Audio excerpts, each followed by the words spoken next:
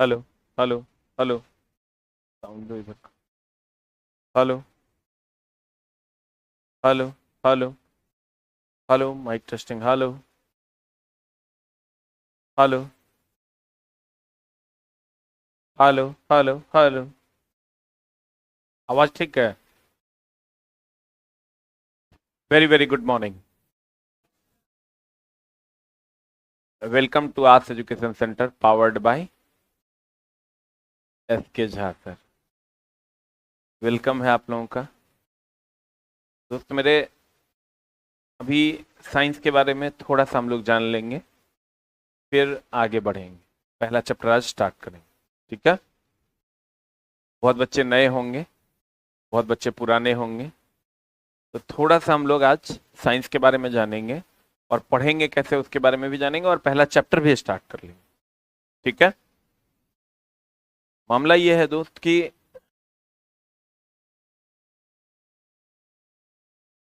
हम जो आपको साइंस इस बैच में पढ़ाने वाले हैं वो कंप्लीट पैकेज है।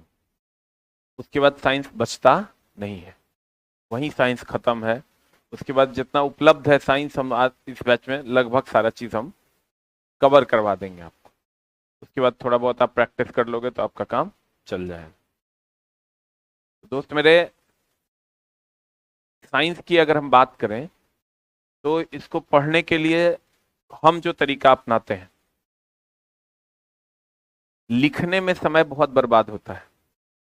बोर्ड पे हम लिखेंगे, आप उसको लिखिएगा, तो जो काम 40 मिनट में होना है वो काम 70 मिनट में होगा। क्योंकि हम एक बार समझा देंगे, समझाने के बाद आप लिखना शुरू कीजिएगा। पूरे साइंस को आप राइट कीजिएगा, पूरे साइंस को हम लिखेंगे, तभी ना आप लिखिएगा। एक बार हम लिखेंगे, एक बार आप लिखिएगा, तो उसमें समय बहुत ज्यादा वेस्ट होता है। और दूसरा कि साइंस ऐसा चीज है कि इसको एनिमेशन के माध्यम से समझा जा सकता है, आसान हो जाता है समझना। फिगर के माध्यम से आसानी से समझा जा सकता है। तो जो चीजें आप समझ सकते हैं उस चीज को याद करने से तो काम नहीं होगा। बहुत बच्चे कहते हैं कि सर, अपना अपना ओपिनियन होता है कि सर लिखने से याद होता है। यहाँ कुछ भी याद करने वाला कभी सुने हैं? साइंस में याद करना पड़ता है। आर्ट्स के बारे में लोग ये कहते हैं कि आर्ट्स में याद करना पड़ता है। साइंस में कुछ भी याद नहीं करना होता है। ये एक सीक्वेंस है। इस सीक्वेंस को अगर आप फॉलो करते हैं तो आपका काम हो जाएगा, और सीक्वेंस को अगर आप फॉलो नहीं करते हैं तो आपका काम नहीं होगा। जैसे अगर यहां से गांधी मैदान जाना है और एक बार अपने आप चले जाते हैं, फिर आपको कुछ भी याद करने की जरूरत है? अभी आपको ये याद करने की जरूरत है कि यहां से गांधी मैदान जाना है, यहां से गांधी मैदान जाना है, यहां से गांधी मैदान जाना है, यहां से गांधी मैदान जाना है, फिर गांधी मैदान से मोरिया होटल जाना है, मोरिया होटल जाना है, मोरिया होटल जाना है, फिर वहां से एसपी वर्मा रोड होते हुए, एसपी वर्मा रोड होते हुए बस रेलवे जंक्शन जाना है। ऐसा कुछ याद करते हैं क्या? क्योंकि उसको आप समझ लेते हैं, तो फिर वो याद करने की जरूरत नहीं। और आप याद कितनों कर लीजिएगा तो फिर पता चला यहां से गांधी मैदान जाएंगे, गांधी मैदान जाएंगे, गांधी मैदान जाएंगे, यहां से आप चल जाइएगा डाक बंगला, डाक बंगला, डाक बंगला, पता नहीं चलेगा। और समझ लिए हैं, चले गए हैं, तो आपका काम हो जाएगा। इसलिए पीपीटी में फायदा क्या होता है कि आप एनिमेशंस के द्वारा साइंस को सीख पाते हैं। जो समय आप लिखने में देते हैं वो समय हम यहाँ रिवीजन में देंगे, तो आपको ज्यादा लाभ होता है। मान लीजिए जो समय आप लिखने में देते हैं वो समय हम रिवीजन में देंगे, और कंप्लीट नोट्स जो है in the form of book जो है आपको अवेलेबल मिलेगा। ठीक है? Complete book S K Jha सामान्य विज्ञान 5th एडिशन तो हम पढ़ाएंगे ही पढ़ाएंगे। उसके अलावे 6 to 10 का इस बार एनसीईआरटी भी हम पढ़ाने वाले हैं। ठीक है? और इस बैच में हम complete physics, chemistry and bio तीनों हम खुद पढ़ाने वाले हैं। ठीक है? और सबके पास, सभी बच्चों के पास एसके झा सामान्य विज्ञान होना ही चाहिए। ठीक है? वो बुक सामने वहां मिलेगी, उस साइड एक निशा बुक स्टोर है, 10 बजे के बाद खुलता है, वहां मिलेगी, आपको थोड़े कम पैसे में मिलेगी। हमारा जो प्रॉफिट है उसको हटा के उतना कम पैसे में वो आपको मिल जाएगी। मार्केट से 50 रुपए के आसपास का कम में आपको वो बुक मिलेगी। ठीक है? तो एसके झा सामान्य विज्ञान और एनसीईआरटी एग्जाम्पलर तो शायद खत्म हो गया, आउट ऑफ स्टॉक है, वो अभी मिलेगा नहीं। अब नया बुक छप के आएगा 1 सप्ताह बाद, तब मिलेगा। ठीक है? तो अभी सबके पास एसके झा सामान्य विज्ञान होना चाहिए, और वही बुक हम आपको पढ़ाएंगे। बहुत सारे बच्चे कहते हैं कि सर बुक भी लेना पड़ता है। तो बुक नहीं लोगे तो पीडीएफ टेलीग्राम पे उपलब्ध है, आप वहां से डाउनलोड करके पढ़ सकते हो, कोई दिक्कत नहीं। और ऑनलाइन वालों को तो कंप्लीट टेलीग्राम पे पूरा का पूरा ये डाला हुआ है बुक का पीडीएफ। जरूरी नहीं है बुक लेना, अगर आप मोबाइल में ही रख के पढ़ना चाहते हो तो आप पढ़ सकते हो, या प्रिंट निकालना चाहते हो तो बुक अगर आपको 400 की मिलेगी तो प्रिंट निकालोगे तो कम से कम 1800 लगेगा। तो आपको जैसे हम बुक का पीडीएफ भी फ्री ऑफ कॉस्ट डाल दिए, जिसको बुक नहीं लेना है कोई दिक्कत नहीं, हम पीडीएफ दे सकते हैं। अगर किसी को बुक नहीं लेना है तो उसके लिए तो हम सॉफ्ट कॉपी में पीडीएफ ही दे सकते हैं। ऐसा भी नहीं है कि हम किसी को मजबूर कर रहे हैं कि नहीं आपको बुक लेना ही लेना है। और दोस्त पढ़ना है तो बुक लेना पड़ेगा, गांजा खरीद के तो पढ़ाई नहीं हो सकती है। ऐसा है कि आप आओ पढ़ने और 2 चिलम गांजा लेके आओ, हो जाएगा तो बताओ। तो जब भी होनी है पढ़ाई बुक से ही होनी है। कहीं भी आप हार्वर्ड चले जाओगे तब भी बुक खरीदना पड़ेगा। बिना बुक के पढ़ाई हो सकती है क्या? नहीं हो सकती है, वो एक टूल है। तो बहुत सारे बच्चे कहते हैं नहीं सर कोर्स भी लें बुक भी लें, मत लो, पीडीएफ डाला हुआ है आप उससे पढ़ो, ये तो कर सकते हो ना अगर आपको। लेकिन पीडीएफ से पढ़ने में बहुत ज्यादा दिक्कत होती है, ये सबको पता है, पीडीएफ देख देख के पढ़ना कितना मुश्किल है। तो इसलिए बुक के फॉर्मेट में बुक उपलब्ध होती है। तो हम लोग बिना किसी टाइम गंवाए हुए चलते हैं इधर, ठीक है। और हर प्रकार की व्यवस्था है साइंस में, साइंस में नहीं, मैथ में, रीजनिंग में, जीएस में भी हर प्रकार की व्यवस्था है। और साइंस में आपको अलग अलग प्रकार की व्यवस्थाएं मिलेंगी। अगर आप व्यवस्थाओं का लाभ ले पाइएगा तभी आपको फायदा होगा, नहीं ले पाइएगा तो नहीं होगा। तो चलिए हम लोग चलते हैं सीधी बात, थोड़ा सा इंट्रोडक्शन पार्ट में चलते हैं कि साइंस की अगर हम बात करें तो साइंस इंट्रो पार्ट में हम चलते हैं। यूजफुल है फॉर रेलवे एग्जाम्स, रेलवे के किस किस एग्जाम के लिए? पहला तो एएलपी के लिए, ये batch complete next ALP calendar के लिए यूजफुल होगा आपका। दूसरा टेक्नीशियन जो नेक्स्ट एग्जाम कैलेंडर में आएगा। तीसरा ग्रुप डी जो अभी आएगा, जिसका नोटिफिकेशन 2-4 दिन में आ जाना है। एनटीपीसी, आरआरबी जेई और आरपीएफ, ये मतलब रेलवे के हर एग्जाम के लिए ये यूजफुल होगा, ठीक है। चाहे कोई भी एग्जाम आप रेलवे का देते हैं, ये आपका कंप्लीट यूजफुल होने वाला है हर एग्जाम के लिए। उसके बाद अगर हम चलते हैं दोस्त मेरे, तो अदर एग्जाम्स जैसे बीपीएससी टीआरई है, दरोगा है, या फिर एसएससी एग्जाम्स हैं, या पुलिस है, कोई भी एग्जाम की अगर आप तैयारी करते हैं, या ऑल स्टेट एग्जाम्स, तो उसमें भी ये 100% काम करेगा, 99.9 नहीं होगा। साइंस में इस बैच के बाद आपके लिए एक भी क्वेश्चन, चूंकि इस बैच में हम बायो भी अपने से पढ़ाने वाले हैं, ठीक है, तो एक भी क्वेश्चन आपका छूटेगा नहीं, इसकी हम कोशिश करेंगे कि गारंटी हो, क्योंकि बच्चे टाइम भी दे रहे हैं, पढ़ भी रहे हैं, और पता चला क्वेश्चन भी नहीं बने, ऐसा ना हो। उसके बाद एक छोटा सा इंट्रो पार्ट में हम आपको समझा दे रहे हैं, इसमें हम फिजिक्स, केमिस्ट्री एंड बायो तीनों करने वाले हैं। फिजिक्स केमिस्ट्री 3 पार्ट में है, फिजिकल केमिस्ट्री, ऑर्गेनिक केमिस्ट्री और इनऑर्गेनिक केमिस्ट्री, ये 3 पार्ट में आपका फिजिक्स है, केमिस्ट्री है। केमिस्ट्री कितने पार्ट में है? फिजिकल, ऑर्गेनिक और इनऑर्गेनिक। इसके बाद बायोलॉजी 2 पार्ट में है आपका, एक है बॉटनी और एक क्या है दोस्त मेरे, zoology. Physics complete single part है, इस सबका बाप है ही, खास करके रेलवे एग्जाम्स के लिए। और ये 3 पार्ट में है, फिजिकल, ऑर्गेनिक और इनऑर्गेनिक। बायोलॉजी 2 पार्ट में है, एगो बॉटनी है, एगो क्या, जूलॉजी। साइंस की अगर हम बात करें तो फिजिक्स, केमिस्ट्री, बायो में ये आपको 99% यहां कॉन्सेप्ट मिलेगा। कहां पर? फिजिक्स में। और 1% आपको जो है मेमोरी बेस्ड मिलेगा, थोड़ा बहुत फॉर्मूला आपको याद रखना होगा, कुछ कांस्टेंट की वैल्यू आपको याद रखनी होगी। अगर आप केमिस्ट्री में जाओगे तो यहां 99% कॉन्सेप्ट है। फिजिकल में 3 पार्ट में था ना केमिस्ट्री, फिजिकल, ऑर्गेनिक और इनऑर्गेनिक, तो आपको फिजिकल में 99% कॉन्सेप्ट मिलेगा, 1% मेमोरी बेस्ड मिलेगा। ऑर्गेनिक में 70% कॉन्सेप्ट मिलेगा, इनऑर्गेनिक में 30% कॉन्सेप्ट मिलेगा, 70% मेमोरी है, फॉर्मूला वगैरह है जो आपको याद रखना होगा। जैसे सोल्डर सीसा और टीन का मिश्रण होता है, कांसा किसका किसका मिश्रण होता है, ये सारी चीजें आपको याद रखनी होगी। बायोलॉजी में आप आओगे, यहां 90% कॉन्सेप्ट है, 90% कॉन्सेप्ट है और 10% मेमोरी है, कंप्लीट बायोलॉजी। ठीक है, और यहां 99% कॉन्सेप्ट है, 1% मेमोरी है। ठीक है, थोड़ा सा हम आगे बढ़ते हैं। बायोलॉजी की अगर हम बात करें तो बायोलॉजी कंप्लीट एनिमेशन से पढ़ने का चीज है और उसमें चीजें आसानी से समझ में आएंगी। आप कोई भी चीज आप ऐसे इमेजिन करते हो कि ये ऐसा होता होगा, तो उससे आप चीजों को अच्छे से समझ नहीं पाते हो। तो बायोलॉजी कंप्लीट आपको जो है एनिमेशन के माध्यम से हम कोशिश करेंगे समझाने का और चीजें अच्छे से क्लियर करने का, ताकि आप चीजों को समझ पाओ, रटने से आपका क्वेश्चंस नहीं बनेगा।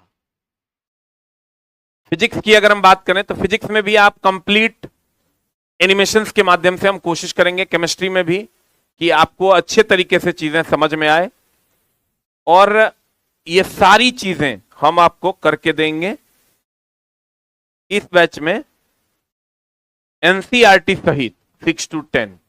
और वो आप कहिएगा एनसीईआरटी 6 to 10 कब पढ़ाइएगा, बहुत सारे बच्चे कहेंगे कि सर एनसीईआरटी 6 to 10 कब पढ़ाइएगा। तो कंप्लीट एसके सामान्य विज्ञान पढ़ाने के दौरान या हो सकता है उसके बाद, क्योंकि जब हम एसके सामान्य विज्ञान कंप्लीट आपको पढ़ा देंगे तो एनसीईआरटी पढ़ाना मेरे लिए 5 से 10 क्लास का काम रहेगा, क्योंकि लगभग चीजें हम इसमें पढ़ा देंगे, 99% के आसपास हम आपको पढ़ा देंगे। फिर एक बार लेकिन कंप्लीट बुक को भी गो थ्रू एक बार कर लेंगे हम लोग, ताकि आपके लिए चीजें आसान। ठीक है, अब चलते हैं दोस्त मेरे हम अपने पहले चैप्टर की ओर। और हम पहला चैप्टर जो स्टार्ट कर रहे हैं इस बैच में वो है फिजिक्स का पहला chapter, and the name of the chapter is unit and dimension. इस बैच को हम रोकेंगे नहीं, सीधा सीधा हम चलेंगे पहले चैप्टर की ओर। फिजिक्स 3 पार्ट है, फिजिक्स, केमिस्ट्री एंड बायो। हम सीधा सीधा चलते हैं फिजिक्स में, और फिजिक्स में भी हम लोग चलते हैं पहले चैप्टर की ओर। The name of the chapter is unit and dimension. ठीक है, किसी को भी कुछ भी लिखना नहीं है, एसके झा सामान्य विज्ञान ले लेना है, उसी में हम लिखाएंगे, उसी में लिखना है, बुक में ही लिखना है। ठीक है, साइंस दोस्त समझने का चीज है, रट्टा मारने से काम नहीं होगा। कितनों आप रट लीजिएगा साइंस को नहीं होगा, और हम ये मान के पढ़ाएंगे कि आपको कुछ आता जाता नहीं, कंप्लीट 0 लेवल से पढ़ाएंगे और कोशिश करेंगे आपकी दुनिया बदलने की। और आप विश्वास कीजिए, आप मैथ से पहले, रीजनिंग से पहले आप साइंस बनाना उचित समझिएगा, क्योंकि साइंस में आपकी वो पकड़ हो जाएगी। चलते हैं हम लोग सीधा बात यूनिट एंड डायमेंशन पे। यूनिट एंड डायमेंशन में पहला मामला है भौतिक राशि का। क्या है भौतिक राशि? ठीक है, भौतिक राशि कहते हैं जैसे जिसे नापा जा सके, जिसे तौला जा सके, उसे हम लोग क्या कहते हैं? भौतिक राशि। भौतिक राशि किसको कहते हैं दोस्त मेरे? जिसे नापा जा सके, जिसे तौला जा सके, उसे हम लोग क्या कहते हैं? भौतिक राशि। जिसे नापा नहीं जा सके, तौला नहीं जा सके, वो भौतिक राशि नहीं है। जैसे हम अगर कोई चावल लेते हैं, उसका भार नापते हैं, तो भार नाप रहे हैं तो नाप रहे हैं ना, तो वो भौतिक राशि है कि नहीं है? अगर चावल है उसको हम नाप रहे हैं तो वो भौतिक राशि है कि नहीं है? है। जैसे समय है तो 2 सेकंड, 5 सेकंड, 2 मिनट, 3 मिनट, तो भौतिक राशि है कि नहीं है? नहीं है। अगर समय हम लोग नापते हैं तो वो भौतिक राशि है? अरे बोलिए। तो समय भी भौतिक राशि है, क्योंकि हम उसको नापते हैं 2 सेकंड, 5 सेकंड, 2 मिनट, 3 मिनट। आप कहिएगा तो भौतिक राशि कौन नहीं है? जैसे प्रेम, किसी से आप प्रेम करते हैं, क्या आप उसको नाप सकते हैं? किसी से आप प्रेम करते हैं, क्या उसको नाप सकते हैं? कभी किसी को बोलते हैं हम तरह से 2 किलो प्रेम करते हैं? कोई बोलता है? किसी से आपकी दुश्मनी है तो क्या आप उसको नाप सकते हैं? नहीं नाप सकते। क्यों? क्योंकि दुश्मनी को नापा नहीं जा सकता। कोई किसी कोई बात नहीं कहता है कि हम तरह से 2 किलो दुश्मनी करते हैं, या हम तरह से 2 न्यूटन का दुश्मनी करते हैं। कोई बोलता है क्या? तो दुश्मनी को नापा नहीं जा सकता, वह भौतिक राशि नहीं है। द्रव्यमान को नापा जा सकता है, संवेग, आवेग, बल, ये सबको नापा जा सकता है, दाब, तो ये सब भौतिक राशि है। क्लियर? भौतिक राशि वह है जिसे नापा जा सके, जिसे तौला जा सके। जैसे कुत्ता कौन है? जो भौंकता हो। जो भौंकता हो भोरे भोर, उसको क्या कहते हैं? बोलबे नहीं करे, कुत्ता कहते हैं। तो वैसे ही भौतिक राशि वो है जिसे नापा जा सके, जिसे तौला जा सके। आप पीछे कितना कुकर्म किए हैं वो छोड़ दीजिए, आज से पढ़ना शुरू कर दीजिए, आपका काम हो जाएगा। ठीक है? और पढ़ाई का दूसरा नाम रिवीजन है, ये हमेशा ध्यान रखिएगा। तो कहते हैं भौतिक राशि क्या होता है दोस्त मेरे? भौतिक राशि की अगर हम बात करें तो भौतिक राशियां पदार्थ का वह गुण है जिनका मापन किया जा सकता है तथा उनकी माप को संख्या द्वारा प्रदर्शित किया जा सकता है। जैसे 2 KG, 5 KG, 2 Newton, 5 Newton, 2 second, 5 second, नाप के हम एक संख्या 2, 3, 4 द्वारा प्रदर्शित कर रहे हैं। बोले नहीं करेगा। तो दोस्त मेरे, अगर हम भौतिक राशि का एग्जाम्पल की बात करें तो भौतिक राशि के एग्जाम्पल में संवेग, आवेग, बल आदि नहीं, इत्यादि। संवेग, आवेग, बल, समय, दाब, ये सब क्या है? भौतिक राशि। इसको हम लोग नाप सकते हैं, इसलिए ये क्या है? भौतिक राशि। और जिसे हम संख्या द्वारा प्रदर्शित कर सकते हैं, 2 केजी, 5 केजी इत्यादि। अब अगर दोस्त मेरे, जैसे जिसको जिसको आप नाप सकते हैं वो सब, जैसे तापमान है, कोई भौतिक तुला पे आप नापते हैं, समय है, विद्युत धारा है, इस सबको नाप सकते हैं, ये सब भौतिक राशि है। लेकिन बताइए, क्या आप प्रेम को नाप सकते हैं? नाप सकते हैं? ई एकरा से कितना प्यार करता है, ई कह पाएगा कि हम तुरंत 3 किलो प्यार करते हैं? तो इसको आप नाप नहीं सकते। आशिकी को नाप नहीं सकते, दुश्मनी को नाप नहीं सकते, इमोशंस को नाप नहीं सकते। तो जिसको आप नाप नहीं सकते वो भौतिक राशि नहीं। उम्मीद करते हैं समझ में आ गया होगा। बोलिए। अब दोस्त मेरे, भौतिक राशि की अगर हम बात करें तो इसको मात्रकों द्वारा व्यक्त किया जाता है। जैसे हम अगर बात करें किसी मात्रक क्या है, जैसे हम लोग लिखते हैं 2 केजी, इसमें केजी दोस्त मेरे मात्रक है, और 2 जो है ये संख्यात्मक मान है। 2 केजी में 2 क्या है? मात्रक है। और केजी क्या है? 2 मात्रक है, 2 संख्यात्मक मान है, और केजी क्या है? मात्रक। कभी भी आप किसी दुकानदार के पास जाइए और बोलिए 2 चावल दो, देगा क्या? आप बोलिएगा 2 केजी चावल दो, तब देगा कि नहीं? आप उसको बोलिए 2 चावल दो, नहीं देगा। लेकिन आप उसको बोलिए 2 केजी चावल दो, तो वो दे देगा। इसका मतलब किसी भी आप कहीं दुकानदार को जाके बोलिए खाली कि केजी चावल दो, देगा क्या? नहीं देगा। वो कहेगा कितना केजी? 2 केजी, 5 केजी आपको कहना पड़ेगा। आप खाली बोलिए 2 चावल दो, तब भी वो नहीं देगा। बोलेगा क्या? क्विंटल की केजी? मतलब वो पूछेगा ना, हो सकता है किसी को क्विंटल में जरूरत हो। बोलिए। इसके बिना यह अधूरा है और इसके बिना यह अधूरा है। तो कहते हैं अगर 2 केजी चावल दो, तो किसी भी भौतिक राशि को, ये तो द्रव्यमान को व्यक्त कर रहा है। इतना किलोग्राम हमको चावल चाहिए, तो किलोग्राम क्या है? द्रव्यमान है। अगर कोई कहता है कि हमको इतना किलोग्राम चावल दो, तो 2 क्या है? संख्यात्मक मान, और केजी क्या है? मात्रक है। तो हम कहते हैं दोस्त मेरे कि किसी भी भौतिक राशि को व्यक्त करने के लिए हमें 2 चीजों की आवश्यकता होती है, एक संख्यात्मक मान और दूसरा मात्रक। जैसे हम लोग कहते हैं 2 लीटर, 5 लीटर, तो 5 क्या है? संख्यात्मक मान, लीटर क्या है? मात्रक है। तो कहते हैं किसी भी भौतिक राशि को व्यक्त करने के लिए 2 चीजों की आवश्यकता है, एक संख्यात्मक मान और दूसरा क्या? मात्रक। एक संख्यात्मक मान और दूसरा क्या? मात्रक। क्लियर? कहते हैं दोस्त मेरे, किसी भी भौतिक राशि को व्यक्त करने के लिए कितने चीजों की आवश्यकता है? 2, एक मात्रक और दूसरा संख्यात्मक मान। किसी वस्तु या पिंड के मानक मापन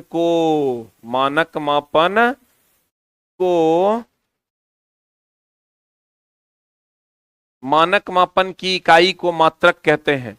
कोई भी, जैसे 2 केजी है, तो ये जो केजी है ये मात्रक है। किसी भी भौतिक राशि को व्यक्त करने के लिए 2 राशियों की आवश्यकता होती है। कौन कौन? एक संख्यात्मक मान और दूसरा मात्रक। 2 क्या है?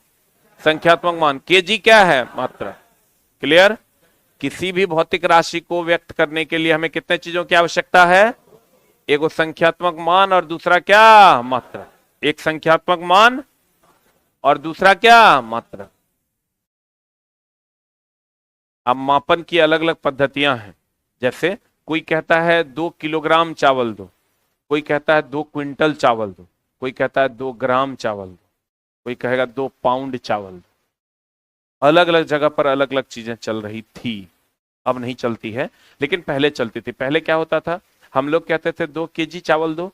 वही अगर आप ब्रिटेन चले जाते हैं, वहां कहते 2 किलो चावल दो, तो कोई नहीं। यहां बताओ, कोई दुकानदार के पास जाएगा, कहेगा 2 पाउंड चावल दो, कोई देगा? 4 पाउंड चावल दो, कोई देगा? तो वही बात होता था, यहाँ के लोग जब ब्रिटेन जाते थे वहां कहते थे 2 केजी चावल दो, लोग पाउंड समझता था, केजी नहीं समझता था। और यहाँ का दुकानदार केजी समझता है, क्या नहीं समझता है? पाउंड नहीं समझता है। नहीं समझे? यहाँ का जो दुकानदार है ये केजी समझ लेता है, पाउंड समझ पाता है क्या? वैसे ही आप अगर ब्रिटेन चले जाते तो वहां पाउंड समझता था, केजी नहीं समझता था। फ्रांस चले जाते तो वहां ग्राम समझता था, केजी नहीं समझता था। इससे होता क्या था, पूरी दुनिया में दिक्कतें हुई।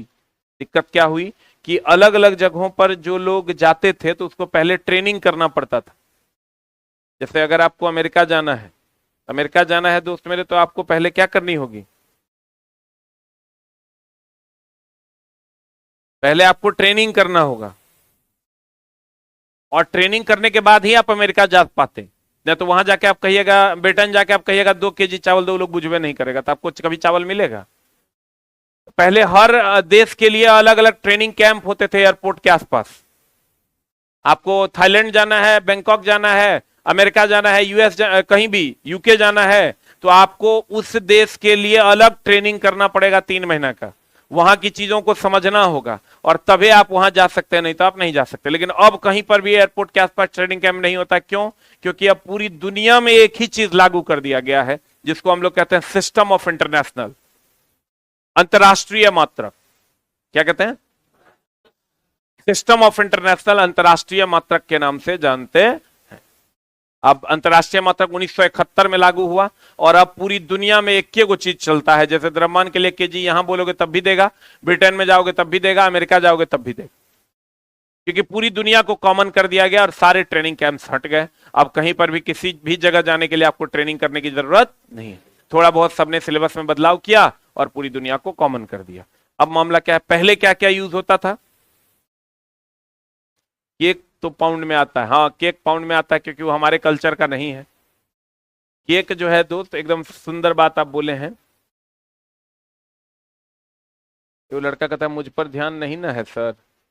जैसे दोस्त ध्यान कैसे दिया जाता है? हमारा काम पढ़ाना है, हम पढ़ा रहे हैं, हमारा ध्यान कैसे दें बताओ? तो ब्याह करवा दें?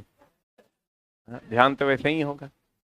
या कोई असुविधा है तो बताओ, हम उसको ठीक करेंगे। अब देखो, अगर अलग अलग जगहों पर जो पद्धतियां यूज हो रही थी, तो अगर आप सीजीएस पद्धति की बात करोगे, सीजीएस पद्धति, इसको हम लोग कहते हैं सेंटीमीटर, ये लंबाई के लिए है। ग्राम द्रव्यमान के लिए, सेकेंड समय के लिए। और ये फ्रांस में यूज होती थी, इसलिए इसको फ्रेंच, सेंटीमीटर में मीटर है इसलिए फ्रेंच या मीटरी पद्धति कहते हैं।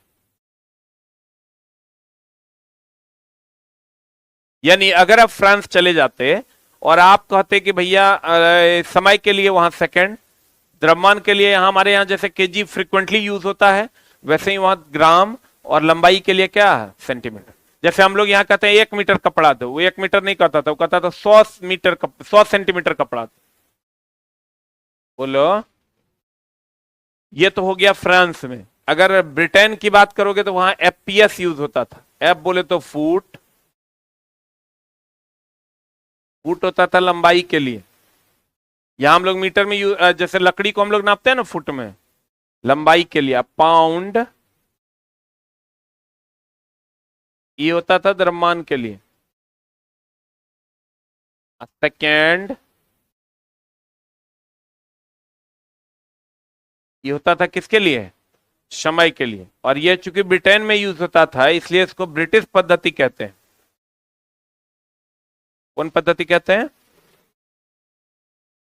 इसके बाद एक और पद्धति था जो एशिया में यूज होता था, सबसे ज्यादा यूज होता था, हमारे यहां यूज होता था। सबसे बड़ा महादेश कौन महादेश? एशिया महादेश, एमकेएस। यहां मीटर यूज होता था लंबाई के लिए, किलोग्राम यूज होता था हम एकदम चला यही सोच के पढ़ा रहे हैं कि तुमको कुछ नहीं आता है। किलोग्राम द्रव्यमान के लिए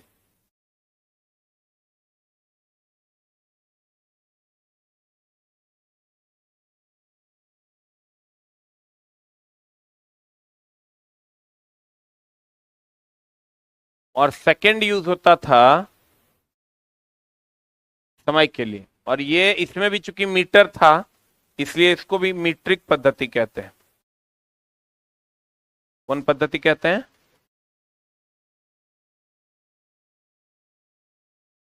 अब देखो, तीन पद्धतियां थी, सीजीएस, एफपीएस और एमकेएस। सीजीएस फ्रांस में चलती थी इसलिए इसको फ्रेंच या मीट्री पद्धति कहते हैं। एफपीएस ब्रिटेन में चलती थी इसलिए इसको ब्रिटिश पद्धति कहते हैं। और एमकेएस एशिया में चलती थी लेकिन इसको एशियन पद्धति के नाम से नहीं जानते, मीट्रिक था, मीटर था इसमें, इसलिए इसको मीट्रिक पद्धति के नाम से जानते हैं। अब मामला यह है दोस्त मेरे कि जो ब्रिटेन जाते थे वो कहते थे लंबाई के लिए फुट, द्रव्यमान के लिए पाउंड और समय के लिए सेकेंड। और जो फ्रांस जाते थे वो लंबाई के लिए क्या यूज करते थे? सेंटीमीटर, द्रव्यमान के लिए ग्राम और समय के लिए सेकेंड। आज जो भारत में रहते थे, भारत, चाइना इत्यादि में रहते थे, वो लंबाई के लिए मीटर यूज करते थे, द्रव्यमान के लिए किलोग्राम और समय के लिए सेकेंड। तुम गौर से देखोगे सब में समय के लिए तीनों जगह सेकेंडे यूज होता था। इसलिए इसका अध्ययन किया गया कि ताकि ये पहले पता किया जा सके कि पूरे विश्व में क्या चल रहा है। अगर जो सबसे ज्यादा चल रहा होगा उसको कॉमन कर देंगे। जैसे इस रूम में 2 बच्चा इंग्लिश जानता है, 99 अब बाकी 99% बच्चा जो है 1% इंग्लिश जानता है, 99% बच्चा हिंदी जानता है। तो हम हिंदी वाला को इंग्लिश सिखाएं कॉमन करने के लिए कि इंग्लिश वाला को हिंदी? 1% जो बच्चा है उसको हिंदी सिखा देंगे तो पूरा रूम कॉमन हो जाएगा। तो वही इसीलिए पूरी दुनिया का स्टडी किया गया कि भैया पूरी दुनिया का स्टडी करो पहले कि कहां पर कौन सी भाषा चल रही है। और अगर जहां पर जो भाषा चल रही है, अगर पूरे दुनिया में जो कॉमन भाषा है, जो सबसे ज्यादा चल रहा होगा, उसी को पूरी दुनिया मान लेंगे। बोलेंगे तो देखा गया कि सबसे ज्यादा कौन चल रहा था? जो हमारे यहाँ चल रहा था, कौन? एमकेएस। क्योंकि एशिया सबसे बड़ा महादेश है और हर जगह यही चल रहा था, लंबाई के लिए मीटर, द्रव्यमान के लिए किलोग्राम और समय के लिए सेकंड। तो कहा गया एमकेएस को ही सिस्टम ऑफ इंटरनेशनल घोषित कर दिया जाए, अंतरराष्ट्रीय मात्रक घोषित कर दिया जाए। ये 1971 में फ्रांस की राजधानी पेरिस में मापतौल विभाग का एक अंतरराष्ट्रीय सम्मेलन बुलाया गया, उसमें एमकेएस पद्धति को ही सिस्टम ऑफ इंटरनेशनल घोषित कर दिया गया सन 1971। ठीक है। और इन सब का भी संबंध एक दूसरे से बता दिया गया कि जो लोग यूज करते हैं आप इन सब का संबंध, जैसे अगर कोई मीटर यूज करता है, कोई सेंटीमीटर यूज करता है, तो आप ये समझ लीजिए कि 100 सेंटीमीटर का 1 मीटर होता है। अगर कोई फुट यूज करता है, कोई मीटर यूज करता है या सेंटीमीटर, तो आप ये समझ लीजिए कि 1 फुट में 12 इंच होता है और 1 इंच में 2.54 सेंटीमीटर होता है। तो एक दूसरे के साथ संबंध को भी बता दिया गया और पूरी दुनिया में एक कॉमन पद्धति लेकर आए सब लोग, जिसका नाम है सिस्टम ऑफ इंटरनेशनल। अब पूरी दुनिया इसी पद्धति को फॉलो करती है। और यह पद्धति किसको फॉलो करती है? एमकेएस। किसको? अब दोस्त मेरे गौर से समझना,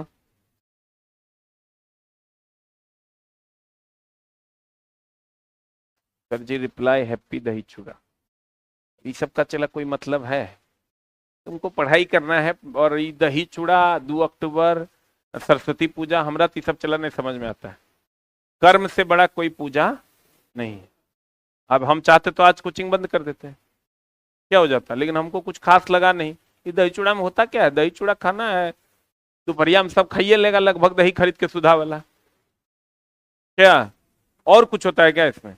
नहाना होता है, वो तो तुम महीना में 1 बार नहाते हो, आज नहा लोगे। और बाकी तो हमको कुछ नजर आता नहीं है। लेकिन जिनको पर्व मनाना है उनको हमारे तरफ से हैप्पी दही चूड़ा। लेकिन दही चूड़ा क्या हैप्पी होता है?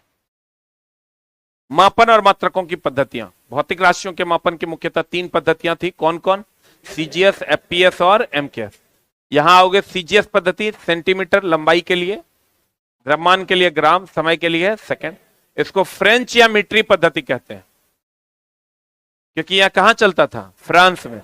चूंकि सेंटीमीटर में मीटर है इसलिए इसको मीट्रिक पद्धति के नाम से जानते हैं। दूसरा है आपका मीट्रिक पद्धति की शुरुआत कितने में हुई थी?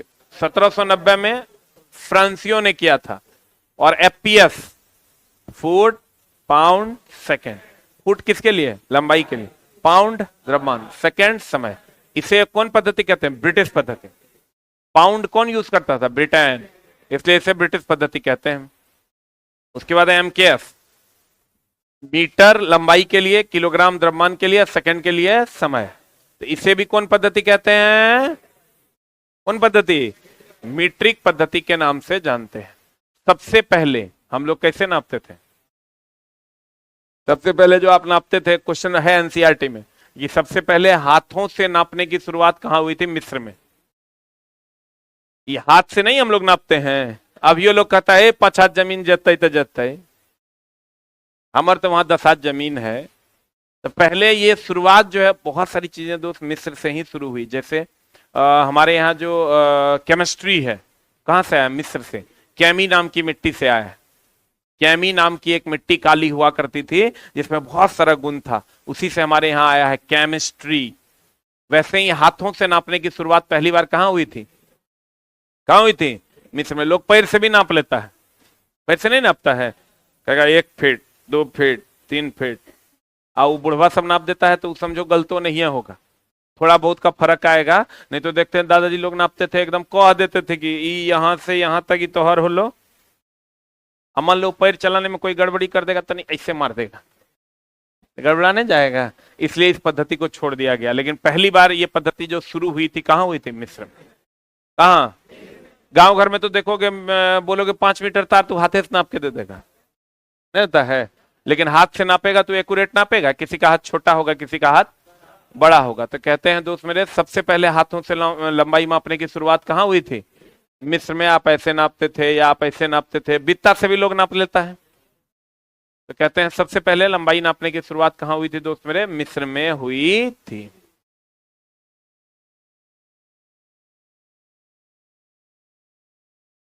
अब आते हैं अंतरराष्ट्रीय पद्धति। इस सब को सीजीएस, एफपीएस, एमकेएस जो भी आपका था, ये तीनों को हटा दिया गया, ये सब को हटा दिया गया और एक नई पद्धति की शुरुआत हुई जिसको हम लोग कहते हैं सिस्टम ऑफ इंटरनेशनल, अंतरराष्ट्रीय पद्धति। क्या कहते हैं इसको? अंतरराष्ट्रीय पद्धति, सिस्टम ऑफ इंटरनेशनल। अब सिस्टम ऑफ इंटरनेशनल क्या है? एसआई पद्धति की खोज सन 1971 ईस्वी में फ्रांस की राजधानी पेरिस में हुआ। फ्रांस की राजधानी पेरिस में हुआ, माप तौल विभाग के अंतरराष्ट्रीय अधिवेशन में। माप तौल विभाग के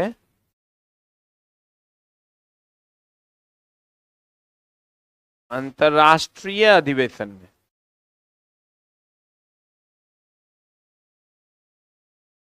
मापतौल विभाग के अंतरराष्ट्रीय अधिवेशन में फ्रांस की राजधानी पेरिस में सन 1971 ईस्वी में नए पद्धति का जन्म हुआ जिसको हम लोग अंतरराष्ट्रीय पद्धति कहते हैं, और उसको हिंदी में हम लोग कहते हैं सिस्टम ऑफ इंटरनेशनल। क्या कहते हैं इसको? अब दोस्त मेरे, सिस्टम ऑफ इंटरनेशनल की अगर हम बात करें तो अंतरराष्ट्रीय पद्धति, सिस्टम ऑफ इंटरनेशनल कहते हैं सन 1971 ईस्वी में फ्रांस की राजधानी पेरिस में मापतौल विभाग के अंतरराष्ट्रीय अधिवेशन में किस पद्धति को मान्यता मिली? किसको मान्यता मिली?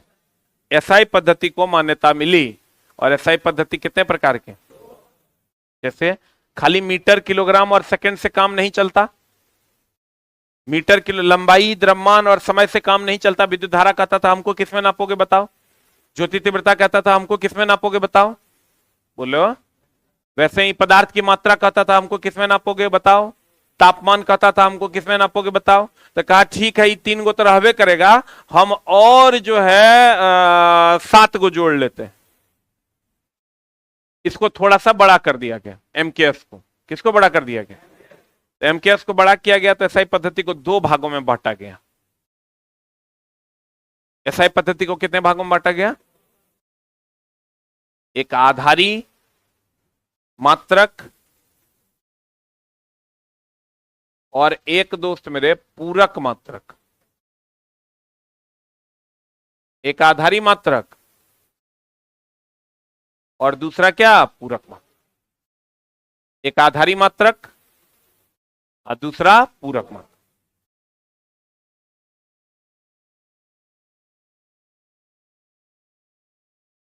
अब देखो, बहुत सारे बच्चे कहते हैं कि सर फलना किताब में तो 1963 दिया हुआ है, चिलना किताब में 1960 दिया हुआ है, आप स्टैंडर्ड बुक पढ़ोगे जैसे अच्छी वर्मा पढ़ोगे तो वहां 1971 मिलेगा आपको। ठीक है, तो जो स्टैंडर्ड बुक्स है वो उसका ईस्वी 1971 दिया हुआ है। बाकी बुक्स का हमको भी पता है दोस्त मेरे, आप लूसेंट वगैरह पढ़ोगे या अन्य जो छोटी मोटी किताबें हैं मार्केट में वो पढ़ोगे तो आपको उसमें कहीं 63 कहीं 60 कहीं कुछ मिलेगा।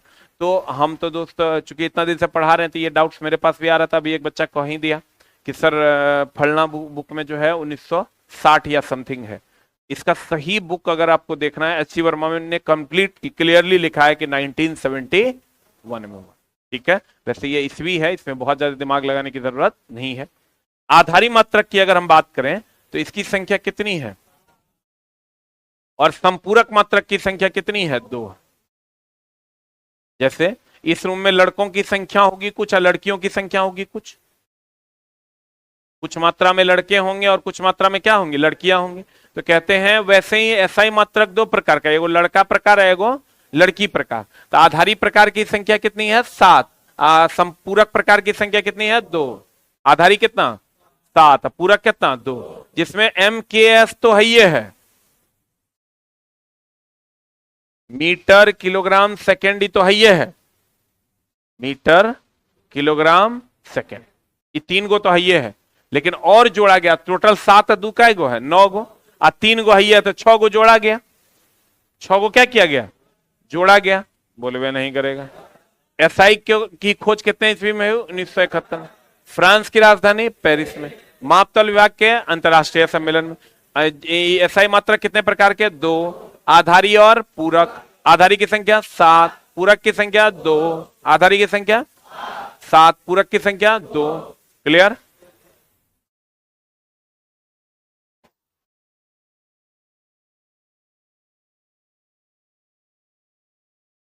कहता है अंतरराष्ट्रीय पद्धति, सिस्टम ऑफ इंटरनेशनल, सन 1971 ईस्वी में फ्रांस की राजधानी पेरिस में मापतौल विभाग के अंतरराष्ट्रीय अधिवेशन में SI पद्धति को मान्यता मिली। SI 2 प्रकार का, एगो आधारी है एगो पूरक। आधारी की संख्या कितनी है, 7। पूरक की संख्या कितनी है, 2। क्लियर, बोलो। आधारी की संख्या कितनी, पूरक की संख्या कितनी, 2। आधारी की ये 7 संख्याएं हैं, जिसमें लंबाई के लिए क्या है, मीटर। ये देखो MKS की अगर हम बात करें तो ये तीनों है कि नहीं है, है। और इसी में ये बाकी जोड़े गए। लंबाई के लिए क्या यूज होता है, मीटर, इसका संकेत है M। किलोग्राम के लिए, द्रव्यमान के लिए क्या, किलोग्राम, किलोग्राम बोले तो केजी। समय के लिए क्या, सेकेंड बोले तो S। तापमान के लिए केल्विन बोले तो के। धारा के लिए एम्पियर। ज्योति तीव्रता के लिए कैंडेला। पदार्थ की मात्रा के लिए मोल। इसका संकेत है, जैसे मीटर को M में लिखते हैं, कहीं पर भी लिखते हैं 2 मीटर। M क्या है, मीटर है। M क्या है, तो मीटर को शॉर्ट में M लिखते हैं, किलोग्राम को केजी लिखते हैं, समय का SI मात्रक सेकंड है S लिखते हैं, तापमान का केल्विन है K लिखते हैं, धारा का एम्पियर है A लिखते हैं, ज्योति तीव्रता का कैंडेला है CD लिखते हैं, पदार्थ की मात्रा का मोल है MOL लिखते हैं। क्लियर। अब इस सब का जैसे एक नाम होता है, एक उपनाम होता है ना, जैसे आपके घर का नाम होगा अमित, सर्टिफिकेट नेम होगा अमित, लेकिन आपका घर का नाम होगा छोटू, करिया, नहीं होता है। तो ये जो नाम हम लोग देते हैं तो यही इसका एक उपनाम होता है। ये तो संकेत नाम है, ये है, इसका एक उपनाम भी है। बीमा इसका होता है L, इसका बीमा होता है उपनाम। अगर आप कहें तो इसका उपनाम होता है M, इसका उपनाम होता है T, इसका होता है K का K होता है, इसका होता है I, इसका T, इसका N। इस सब का ही उपनाम है, लेकिन आपको 3 गो का याद रखना है। किसका किसका, ध्यान से देखो, इसका जो पहला लेटर है ना वही इसका उपनाम है। लेंथ का बीमा L, मास का बीमा M, टाइम का बीमा और लंबाई को नापते किसमें है? मीटर। द्रव्यमान को किलोग्राम, समय को सेकंड। अगर मान लो किसी का नाम है अमित और अमित का उपनाम क्या है? छोटू। तो अमित के बदले में हम छोटू लिख सकते हैं। वैसे ही अगर केजी किसी का नाम है, इसका उपनाम क्या है, तो इसके बदले में हम लोग एम लिख सकते हैं। अगर तुमको कहेगा बताओ उसका नाम क्या है, तो कहेंगे अमित। कहेगा घरेलू नाम क्या है? छोटू। वैसे ही तुमको कहेगा द्रव्यमान का नाम क्या है, ऐसा संकेत क्या है, मात्रक क्या है? किलोग्राम। और कहेगा बीमा क्या है? एम। नहीं है समझा होगा? बोलो न रे। अब देखो फिर से समझाते हैं। अगर इसका लंबाई का होता है मीटर, इसका बीमा होता है एल, समय का होता है, द्रव्यमान का होता है किलोग्राम, केजी, इसका बीमा होता है एम, समय का होता है सेकंड, बीमा होता है टी। अगर मान लो मिस्टेक हो जाए तो बीमा में, तो लेंथ का बीमा देखो एल है, मास का बीमा देखो एम है, और टाइम का बीमा देखो टी है। तो पहला लेटर ही बीमा है। अब बाकी को तो याद करने की जरूरत नहीं है। पहला लेटर जो आपका है वो क्या है? बीमा। तो लेंथ का बीमा क्या हो जाएगा? एल। मास का बीमा एम, टाइम का बीमा टी। लेंथ का बीमा एल, मास का बीमा, टाइम का बीमा। क्लियर है? तो दोस्त मेरे, लेंथ का बीमा एल, मास का बीमा एम, टाइम का बीमा टी। और लेंथ को हम लोग किस में नापते हैं? मीटर में। द्रव्यमान को किलोग्राम में, समय को सेकंड। लेंथ को मीटर, द्रव्यमान किलोग्राम, समय सेकंड। लेंथ को मीटर, द्रव्यमान किलोग्राम, समय सेकंड। लेंथ का बीमा एल, मास का बीमा एम, टाइम का बीमा टी। क्लियर है? बोलो। इसके अलावे दो पूरक मात्रक थे। ये लंबाई नापिएगा, द्रव्यमान नापिएगा, समय घड़ी के द्वारा हम लोग नापते हैं, तापमान टेम्परेचर मीटर के द्वारा नापते हैं, विद्युत धारा मीटर के द्वारा नापते हैं, ज्योति तीव्रता कैंडेला ये बल्ब की रोशनी का पता बताता है, और पदार्थ की मात्रा, कितनी मात्रा कौन सा पदार्थ का है ये बताता है। अब इसके अलावा दो और पूरक मात्रक थे, एक समतल कोण और दूसरा क्या? ठोस कोण। समतल कोण का मात्रक था रेडियन और इसका संकेत था आरएडी,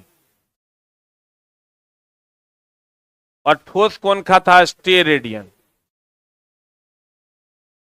और इसका मात्रक क्या था? ऐसा। संकेत क्या था? ऐसा। और ये दोनों की कोई बीमा नहीं होती। बीमा केवल आधारी मात्रकों की होती है। बीमा किसकी होती है? अब देखो कुछ लोगों को यहां पर डाउट होगा, जैसे कि अभी हो गया कि यहां पर सर ये जो एम्पियर में यहां पर कभी कभी ए लिखते हैं और यहां आई लिखते हैं, ठीक ना? तो एम्पियर में यहां ए और यहां आई भी लिखता है, यहां ए या यहां ए भी लिखते हैं। क्लियर है? कभी कभी यहां ए मात्रक में भी देता है, बीमा में भी क्या देता है? ए। नहीं तो यहां ए और यहां क्या? आई। दोनों सही है। क्लियर? तो आपको खाली याद रखना है लंबाई के लिए क्या? मीटर, एम, द्रव्यमान के लिए किलोग्राम, समय के लिए सेकंड, लेंथ का बीमा एल, मास का बीमा एम, टाइम का बीमा टी। क्लियर? Any doubt? पक्का? लेंथ का बीमा एल, मास का बीमा एम, टाइम का बीमा टी। लेंथ का बीमा एल, मास का बीमा एम, टाइम का बीमा टी। लेंथ का बीमा, मास का बीमा, टाइम का बीमा। और उसके बाद दो कितने आधारी मात्रक हैं? 7। कितने आधारी मात्रक हैं? 7। संपूरक मात्रक कितने हैं? कौन कौन? रेडियन और स्टेरेडियन। रेडियन और स्टेरेडियन। समतल कोण का रेडियन और ठोस कोण का स्टेरेडियन। क्लियर है? आधारी मात्रकों की कितने प्रकार? 2। एक नहीं, एसआई मात्रक के 2 प्रकार, एक आधारी और दूसरा पूरक। आधारी की संख्या 7, पूरक की संख्या 2। एफपीएस पद्धति कहां यूज होती थी? ब्रिटेन में। सीजीएस कहां? फ्रांस में। हमारे यहाँ क्या यूज होता था? एमकेएस। तो एसआई पद्धति का जन्म किससे हुआ? एमकेएस से। कितना ईस्वी में? 1971 में। भौतिक राशि वो है जिसे नापा जा सके कि नापा ना जा सके? मोहब्बत भौतिक राशि है? द्रव्यमान भौतिक राशि है? नहीं है। भार भौतिक राशि है? नहीं है। आवेग, संवेग, समय, दाब, बल, क्षेत्रफल, ये सब क्या है? भौतिक राशि है। इमोशंस, दुश्मनी, मोहब्बत, ये सब भौतिक राशि नहीं है, क्योंकि इसको हम लोग नाप नहीं सकते। किसी भी भौतिक राशि को व्यक्त करने के लिए हमें दो चीजों की आवश्यकता होती है, एक संख्यात्मक मान और दूसरा मात्रक। एक संख्यात्मक मान, दूसरा मात्रक। मात्रकों की कितनी पद्धतियां चल रही थी? 3, CGS, FPS, MKS. CGS, FPS, MKS. CGS, FPS, MKS. CGS, FPS और क्या? एमकेएस। सीजीएस, एफपीएस और क्या? एमकेएस। सीजीएस, एफपीएस और क्या? कितनी पद्धतियां चल रही थी? कौन कौन बताओ? भौतिक राशि किसे कहते हैं? जिसे नापा जा सके वो क्या है? भौतिक राशि है। ये सब जिसे नापा जा सके वो भौतिक राशि है, और ये भौतिक राशि नहीं है। उसके बाद अगर हम चले मात्रक को, किसी भी भौतिक राशि को व्यक्त करने के लिए दो चीजों की आवश्यकता है, एक संख्यात्मक मान और दूसरा मात्रक। और मापन मात्रकों की कितनी पद्धतियां चल रही थी? सीजीएस, एफपीएस और एमकेएस। सीजीएस हो गया सेंटीमीटर ग्राम सेकंड, या कौन पद्धति है? फ्रेंच या मीट्री पद्धति। एफपीएस की अगर बात करोगे, फुट पाउंड सेकंड। मीट्री पद्धति कितना में? 1790 में। किसने? कहा? फ्रांस में। और एफपीएस पद्धति कहां चलती थी? ब्रिटेन में। और एमकेएस पद्धति, इसे भी मीट्री पद्धति कहते हैं, मीटर किलोग्राम सेकंड। इसी से एसआई पद्धति का क्या हुआ? जन्म हुआ। एसआई पद्धति सबसे पहले हाथ से लंबाई नापने की प्रक्रिया कहां शुरू हुई थी? मिस्र में। और एसआई पद्धति की खोज कितने ईस्वी में हुई? 1971 में। फ्रांस की राजधानी पेरिस में। एसआई के कितने प्रकार? 2, आधारी और पूरक। आधारी की संख्या कितनी है? कितनी? 7। कौन? लंबाई के लिए मीटर, द्रव्यमान के लिए किलोग्राम और समय के लिए सेकंड। ये सब भी है, और इसमें यही 3 गुण याद रखना है। लेंथ का बीमा L, मास का बीमा M, टाइम का बीमा T। और दोस्त मेरे, अगर हम संपूरक की का मान कितना है? 2। एक समतल कोण और दूसरा ठोस कोण। समतल कोण का होता है जो ऐसे नापते हैं, इसको समतल कोण कहते हैं। और जो ऐसे नापते हैं, ये 2 डायमेंशन में नापते हैं समतल कोण, और 3 डायमेंशन में नापेंगे तो क्या? ठोस कोण। देखो ये रोशनी जा रही है, अगर आप ऐसे नापते हैं इसको तो ये ठोस कोण है, और फिर यही ऐसे नापते हैं तो ये समतल कोण। समझ में आ रहा है? समतल कोण का सही मात्रक क्या है?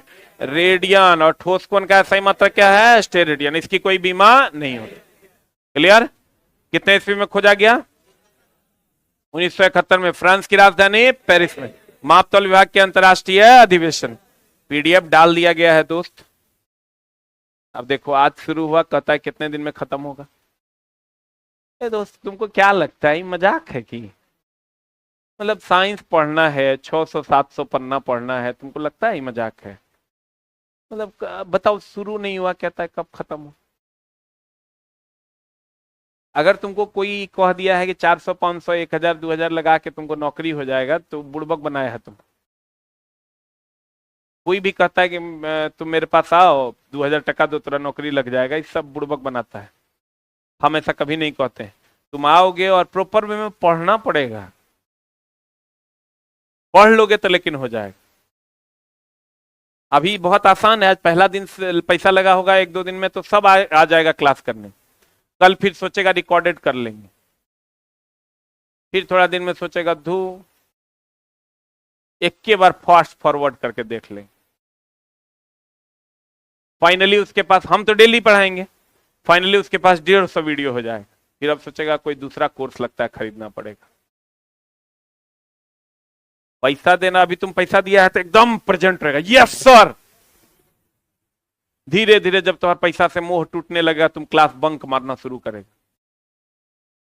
फिर भी एग्जाम में क्वेश्चन नहीं बनेगा तो उसका जिम्मेवार हम, ताकि तुम मेरा कोर्स खरीदा है। जैसे मेरा कोर्स खरीदने से थोड़े होगा, किसी का भी कोर्स खरीदने से नहीं होगा। कोर्स खरीदने से होता तो कोई भी मजदूरी करके 1000 टका में कोर्स खरीद लेगा। 1 दिन का मजदूरी, 2 दिन का मजदूरी में कोर्स खरीदा जाएगा। लेकिन दोस्त आप पहले दिन जब हम लोग लाइव आते हैं ना, एकदम सब सजग रहता है, यस सर ही पढ़ना है, बोलिए सर। धीरे धीरे धीरे, चूंकि कोढ़िया होता है, धीरे धीरे वो कुछ बहाने बनाता है। पहले कहेगा नहीं नहीं लाइव ठीक नहीं है, दुगुना स्पीड पे कर लेंगे तब 40 मिनट का काम 20 मिनट में हो जाएगा। दोस्तों काम तो हर कभी नहीं होगा, डेली सोचेगा कल से करेंगे, डेली, और काम होगा तो हर कभी नहीं। इसलिए अगर तुमको पढ़ना है तो रेगुलरली लाइव आके पढ़ लो। कि तुम्हारे लिए ज्यादा फायदेमंद। बहाने नहीं बनाओ, एकदम सोच लो कि 5 घंटा हमको रूम में पैक हो जाना है और पढ़ लेना है। कितना घंटा? 5 घंटा हमको रूम में पैक हो जाना है और क्या कर लेना है? पढ़ लेना है। अगर तुम सोचते हो, बहुत सारा बच्चा क्या करता है, आएगा पढ़ने, कहेगा सर रूम से आते हैं ना, आने जाने में सर दिक्कत होता है, रिकॉर्डेड तो ठीक रहता है, ऑनलाइन तो नहीं करवा दीजिए। ऑनलाइन हम तो कर देते हैं, लेकिन उसी दिन हम ही बूझ जाते हैं कि रिजल्ट अब नहीं होगा। क्योंकि हमको पता है दोस्त कि आप रूम पे डेली बहाना बनाते हो कि आज से शुरू करेंगे, कल से शुरू करेंगे, परसों से शुरू करेंगे, लेकिन कर नहीं पाते। तो जो लोग भी लाइव में पढ़ रहे हैं, आप कोशिश ही कीजिए कि डेली आके पढ़ें। कोर्स खरीदने से कोई फायदा नहीं होना है। एसके जब बहुत बढ़िया पढ़ाएगा तो थोड़ा पढ़ोगे तब ना ओकर फायदा होगा, नहीं पढ़ोगे तो ओकर क्या फायदा है? इसलिए और बहाने नहीं बनाओगे, वो जा रहा है बैग उठा के तो हम चल दिए। भगवान से मनाना कि अगर 4 बच्चे क्लास में हो तो चौथा व्यक्ति मैं हूं, ये मनाना खुद से, ठीक ना? नहीं तो बहाने तो लोग बना ही लेते हैं कि आज माथा दर्द है, आज घर से कोई आ रहा है, परसों यही बात है, तरसों वही बात है, कुछ ना कुछ बहाना बना लेता है और फाइनली क्लास को छोड़ देता है और अपने जीवन को भी छोड़ देता है। बाकी तुम लोग समझदार हो। शुरू शुरू में जो जोश है, वो जोश अगर कायम रहेगा, पीडीएफ बुक की नहीं मिल रही है, अभी आप मिल जाएगी, आप टेंशन ना लो। और दोस्त मेरे, ये आपका आज का पहला क्लास था। एक मामला ये है कि कल की क्लास जो है आपकी, मेरी वाली सिर्फ सस्पेंड रहेगी, बाकी सभी क्लास चलेगी। और हमको आज ही एक्चुअल में जाना था, एक बहुत मेरा एक ही दोस्त है और उसकी माँ का संजोग से मतलब गलत तरीके से निधन हो गया, जो नहीं होना चाहिए। तो एक बार आज ही उसका अंतिम 13वां है, तो एक बार हमको देह दिखा के 10 मिनट के, आप समझो 350 किलोमीटर जाना है, 10 मिनट रुकना है फिर चलाना। एक बार नहीं जाएंगे तो गड़बड़ा जाएगा मामला, गड़बड़ाने जाएगा, बहुत ज्यादा गड़बड़ा जाएगा। मतलब मेरा लंगोटिया यार एक गो है, ये है वही। और उसको हम बोले तो बोला कि नहीं एक बार आ जाता तो ठीक रहता। हम रिक्वेस्ट किए कि नहीं भी जाएंगे तो क्या काम चल जाएगा, तो बोला कि नहीं एक बार आ जाता, तो सब कह रहा है कि वो नहीं आया। एक बार के लिए हमको जाना पड़ेगा। तो कल की क्लास जो है आपकी मेरी वाली, वो सस्पेंड रहेगी, ठीक है? उसके बदले में हम कोशिश करेंगे शनिवार रविवार वो 1 घंटा आपका मेरे पास उधार रहा, हम अलग से क्लास लेके पढ़ा देंगे, ठीक है? सिर्फ कल की, फिर परसों अपने नियमित समय पर आपकी क्लास होगी। लेकिन तैयो देखना, कॉलिंग टीम में फोन करेगा आज क्लास होगा झा सर का, ये सब काम नहीं करना, ठीक है ना? सिर्फ कल की क्लास मेरी सस्पेंड है, बाकी सभी क्लासेस चलेंगी। यानी कल आपको कितने बजे आना है? 8 बजे, ठीक है? सिर्फ सुबह वाली ही मेरी सस्पेंड है कल, फिर हम सुबह में आ ही जाएंगे और फिर दोपहर शिफ्ट का 12 बजे के बाद का सारा क्लास लेंगे। क्लियर? बोलिए। और आज 4 बजे, आज कितने बजे? सिलेबस कब तक खत्म कर देंगे? Very good. आज से 4 बजे डेली एएम में, पीएम में, शाम में, डेली हम आपकी सेवा में उपलब्ध हैं। और 4 बजे बोले हैं तो 4:15 में लाइव होगा और ये क्लास यूट्यूब पे चलेगा 4:15 में। ये class group D, NTPC, SI, RPF SI और आने वाला कैलेंडर जो रेलवे का है उसके लिए होगा। और अभी हम स्टार्ट कर रहे हैं 2024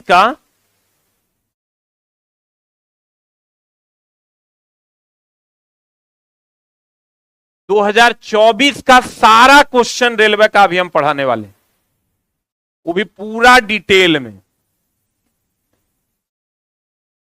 अगर आपके पास समय हो तो बोले बहाने नहीं बनाना कि रिकॉर्डेड देख लेंगे, प्रॉपर वे में लाइव आकर 4:15 में आप पढ़ सकते हैं। और जिसको यहां बैठ के पढ़ना, ये ऑफलाइन से सीधा लाइव है। इसमें लगभग 1000 बच्चे ऑलरेडी ऑफलाइन में हैं। तो ऑफलाइन से जिसको पढ़ना है वो 100 रुपया पर मंथ के फीस में पढ़ सकता है। प्रॉपर वे में यहां पीडीएफ मिलेगा और पीडीएफ मिलके आपको कंप्लीट डिस्कशन, टेस्ट आप मार पाओगे, टेस्ट के बाद डिस्कशन हो। ये 4:15 में ये क्लास स्टार्ट हो रहा है आज से। अगर आपके पास समय हो तो आज से कंप्लीटली एग्जाम तक फॉलो कीजिएगा। हम आपको सारे ट्रेंडिंग क्वेश्चंस जो जरूरी है, जहां आपको दिक्कत होता है, डेली आके पढ़ा दिया करेंगे। बिल्कुल फ्री सेवा है ऑनलाइन में। ऑफलाइन में आपको 100 रुपया लगेगा, जिसमें आपको कंप्लीट पीडीएफ मिलेगा और आप बैठ के कंप्लीट टेस्ट मार पाओगे और प्रॉपर तरीके से पढ़ पाओगे। अगर ऑनलाइन में भी आप पढ़ पाते हो प्रॉपर तरीके से, सेट नंबर 1 से आज से फॉलो करना शुरू कर दें। ठीक है, कल की क्लास खाली मेरी सस्पेंड रहेगी, लेकिन कल 4 बजे वाली क्लास भी होगी और आज भी 4 बजे वाली क्लास होगी। ठीक है, थैंक यू वेरी मच। मिलते हैं हम लोग परसों की कक्षा में और कल बाकी कक्षाएं आपकी चलेंगी। हम आपको जो नए बच्चे हैं उनको रूटीन भी बता देते हैं। रूटीन आप लिख लीजिए, 7 से 8 में एएम में, एएम में कि पीएम में दे, दो तरीका। एएम में चलेगा आपका फिजिक्स। अभी ने पूछना केमिस्ट्री कब चलेगा, बायो कब चलेगा, जब चलेगा तो हम बताएंगे। 8 से 9 में एएम में आपका चलेगा मैथ। 9 से 10 एएम में इसमें एक बैच होगा फाउंडेशन 31 ग्रुप डी, उसका शेड्यूल अलग है, वही शेड्यूल में नहीं है। इसमें G1 बैच है, group D 1 and NTPC, science 1 package, ये 3 गो का है। साइंस वालों का सिर्फ 1 घंटा चलेगा 7 से 8। बाकी ग्रुप डी जो है F31 बैच जो है वो अलग शेड्यूल है उसका, इसमें सिर्फ उसका फिजिक्स स्टार्ट हुआ है। और 10 से 11 जो है एएम में क्या चलेगा, 9 से 10 में आपका चलेगा रीजनिंग, 10 से 11 में आपका हिस्ट्री और 11 से 12 में आपका चलेगा ज्योग्राफी। 11 से 12 नून में आपका चलेगा ज्योग्राफी। ये शेड्यूल नोट कर लो। और ये F31 के लिए लागू नहीं होता है, F31 साइंस और F31 ग्रुप डी वाले बैच के लिए लागू नहीं होता है, रेलवे फाउंडेशन के लिए भी लागू नहीं होता है। ये सिर्फ इस बैच के लिए लागू है ये शेड्यूल, जो कि आपका आज से फॉलो हो जाएगा। ठीक है, बाकी मिलते हैं हम लोग अगली कक्षा में। Thank you very much, love you all, thank you thank you thank you very much. SI पद्धति की खोज कितने ईस्वी में हुई, कब, फ्रांस की राजधानी पेरिस में, मापतौल विभाग के अंतरराष्ट्रीय अधिवेशन। एसआई के प्रकार कितने हैं, 2, आधारी और पूरक। एसआई की संख्या कितनी है, 9, 7 आधारी 2 पूरक। बताओ, मोहब्बत भौतिक राशि है? एफपीएस कहां यूज होता था, ब्रिटेन में। सीजीएस कहां यूज होता था, फ्रांस में। कहां, clear, any doubt? Thank you very much.